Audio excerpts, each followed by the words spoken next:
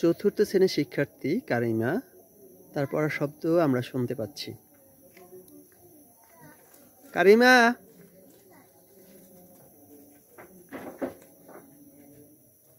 কোন পাশে তোমার দরজা? ওয়ালাইকুম। তুমি কি করো? কোন বই পড়ো তুমি? বাংলা বই। কোন বই পড়ো দেখি একটু, চল।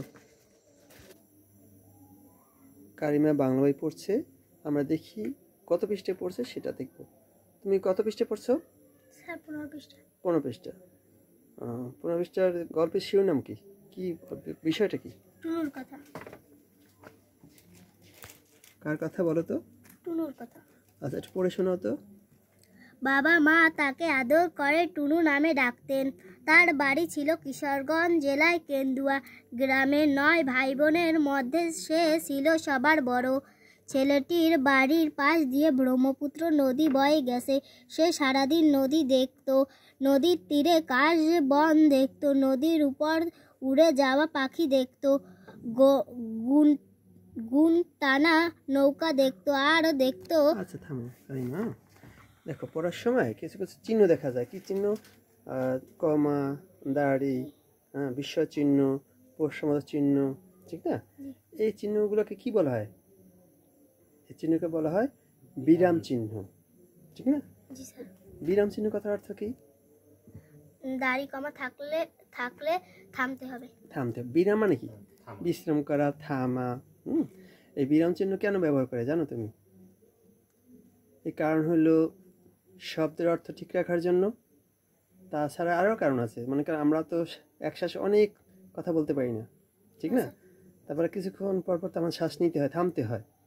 এই থামার জন্য এবং অর্থ ঠিক রাখার জন্য বিরাম চিহ্ন ব্যবহার করা হয়, তাই না? তুমি কি আজকে স্কুলে গিয়েছিলে? জি স্যার। আজকে স্কুলে কি আসছিল বলো তো? এটিও স্যার। এটিও স্যার, অর্থাৎ সহকারী উপজেলা শিক্ষা অফিসার, তাই না? তোমার কাছে কিছু জিজ্ঞেস করছিল আজকে? জি স্যার। কি জিজ্ঞেস করছে বলো তো? ইংরেজির প্রশ্ন।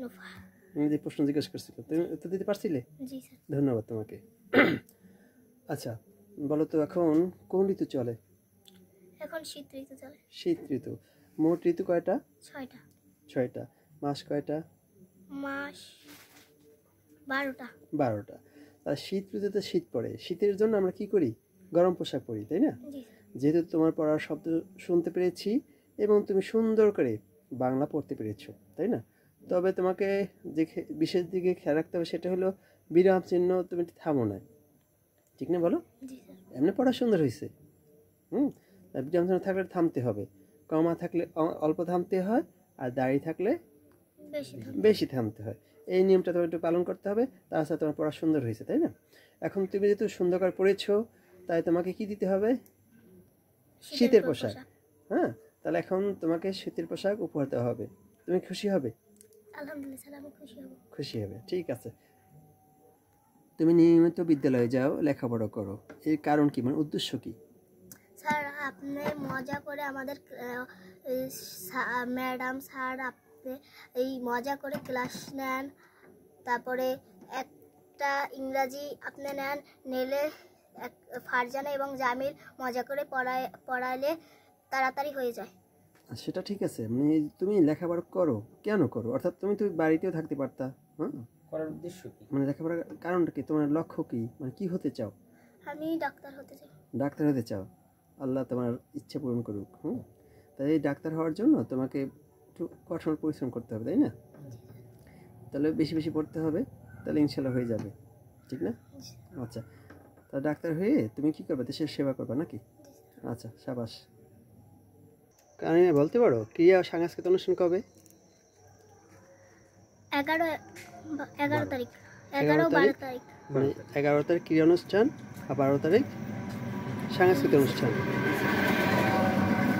ঠিক আছে? তুমি দৌড়ে তো ভালোই পারো, তাই না? আর ভালো পারার জন্য তো গায়ে শক্তি থাকারও দরকার, ঠিক না?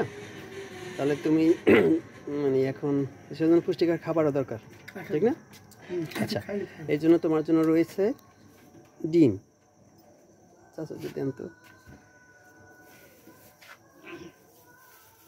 সকালে এই ডিমগুলো খাবে, বুঝতে পেরেছো? আচ্ছা। আর আছে তোমার জন্য বিস্কিট।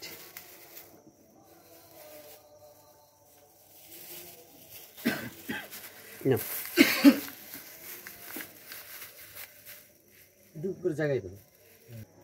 কারিমাকে শীতের পোশাক উপহার দিবে জনাব মনসুর আলী হাওলাদার। মামা একটু দে।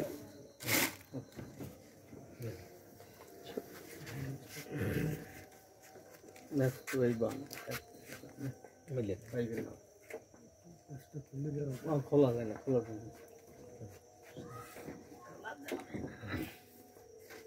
কারিমা নাও। নাও।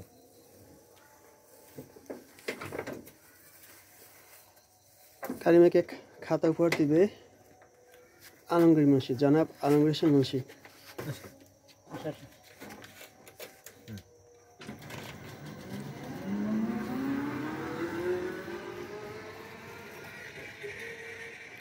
এছাড়া তোমার জন্য রয়েছে একটি কলম।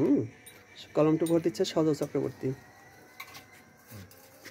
তোমার লাইটটা ঘুরা সজল।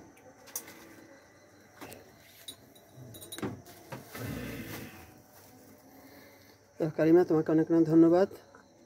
স্যার আপনাকেও ধন্যবাদ। আমাকে ধন্যবাদ। আচ্ছা ঠিক আছে।